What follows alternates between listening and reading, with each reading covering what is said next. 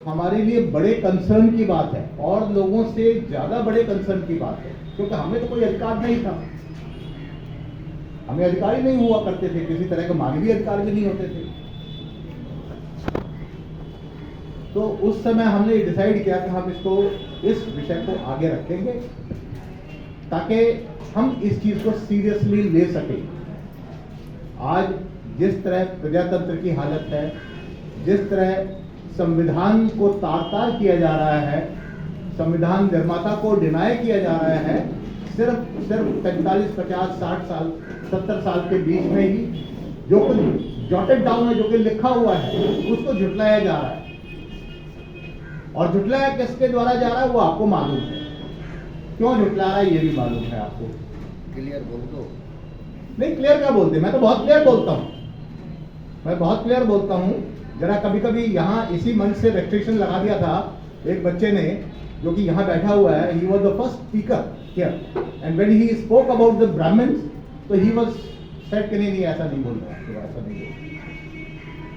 और ये संविधान का जो विरोध करते रहे हैं शुरू से, जब संविधान ड्राफ्ट हो रहा था, जब वो आया, उसके बाद से जितने भी लोग करते रहे वो बेसिकली ब्राह्मण ही है, क्योंकि वो कास्ट हायरार्की को मेंटेन करके रखना चाहता है।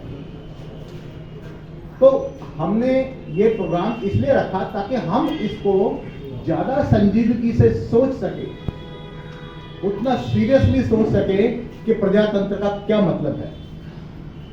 इस देश में सरकारें रही जब से हमारा देश आजाद हुआ, और इस देश को महाप्रजातंत्र कहते रहे कि दुनिया का महाप्रजातंत्र है, बहुत बड़ा प्रजातंत्र है।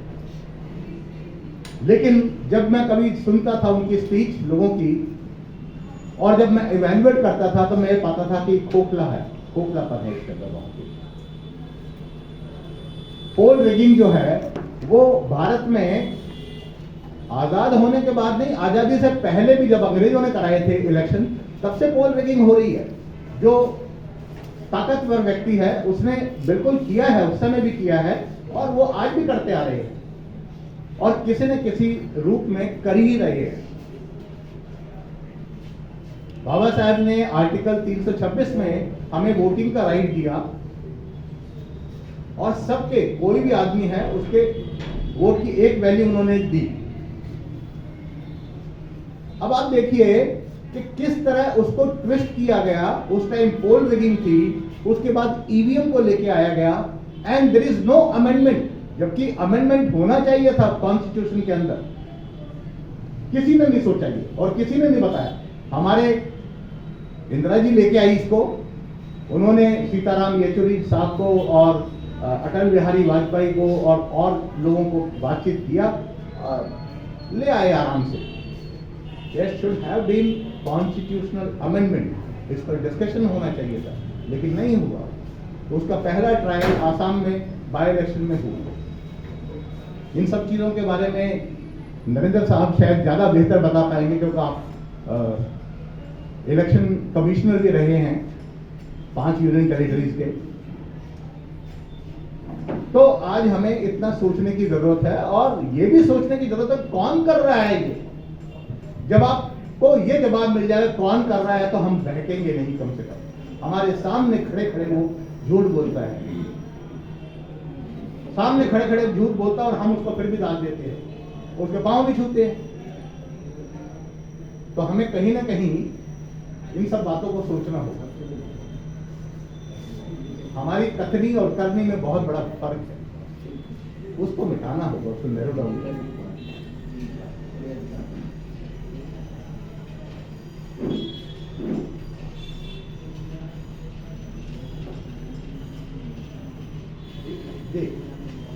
साहब की स्लिप आई है कि जो बाबा साहब के नाम पर स्कूल थे उसको सीएम श्री स्कूल के नाम से अब आजकल वो किया जा रहा है। बिल्कुल गलत। बाबा साहब के नाम को बिल्कुल मिटा देना चाह रहे हैं। देखिए, बाबा साहब के नाम को मिटाने की बात है, हमें उसके लिए करना चाहिए, बात करनी चाहिए। लेकिन बाबा साहब का नाम ऐसा है, उन्होंने इतना कुछ कर दिया है, और आज यहाँ पर नहीं, इंटरनेशनल लेवल पर इतनी गूंज है कि हम अगर चाहें तो भी उतनी प्रसिद्धि नहीं दिला सकते बाबा साहब को, जितना उन्होंने कर दिया और जितना रिकॉग्नाइज किया जा रहा है दुनिया में। हमारे देश का मीडिया उसको रिपोर्ट नहीं करता। आजकल तो बिल्कुल ही रिपोर्ट नहीं करता, आजकल तो सोशल मीडिया रिपोर्ट करता है, और कहीं करता है कि कहीं कोने में एक छोटी सी खबर दे देता है। क्योंकि कहीं अगर कनाडा में कोई प्रोग्राम होता तो वो हाईलाइट होता है और सोशल मीडिया से हो रहा है।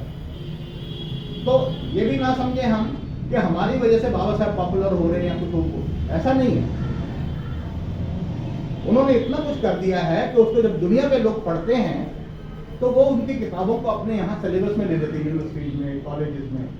जबकि हमारे यहाँ तो एक पार्ट नहीं होता था, एक लेसन 1-1.5 पेज का। मेरे ग्रेजुएशन तक बिल्कुल नहीं था, अब पढ़ाने लगे हैं। तो उन्होंने इतना कुछ किया है। Anyway, thank you very much for raising this point. तो हमें इस चीज को बहुत सीरियसली सोचना है कि प्रजातंत्र के हमारे लिए क्या माने हैं। उनके लिए तो माने जो भी है वो तो करते हैं, पोल नहीं करते हैं। जो 3.5% आदमी है जो अपना एक पंचायत का सदस्य नहीं चुनवा सकता, उसी को वोटों की जरूरत पड़ती है और वही पोल रिगिंग कराता है, वही पैसा फेंकता है। आज इतना महंगा कर दिया है इलेक्शन को कि कोई हम में से कोई नहीं इलेक्शन लड़ सकता। हम अपनी सिर्फ फाइलें मोटी करते रहते हैं कि जी मैं फला फला का प्रेसिडेंट हूँ, मैं उसका ऐसा रहा हूँ, मैं ये रहा हूँ, मैं वो रहा हूँ, और वो फाइलें ले जाकर के हम पॉलिटिकल आकाओं को दे देते हैं कि जरा बेटा देख लीजिएगा कुछ हो पाएगा, मुझे भी टिकट चाहिए। ये आज के हमारे सोशल वर्क की सच्चाई है। तो मैं थोड़ा सा इन ब्रीफ ये बताना चाहता था कि ये पॉइंट कितना इम्पोर्टेंट है हमारे लिए, और इसको मद्देनजर रखते कुछ न कुछ आगे काम भी करेंगे। धन्यवाद।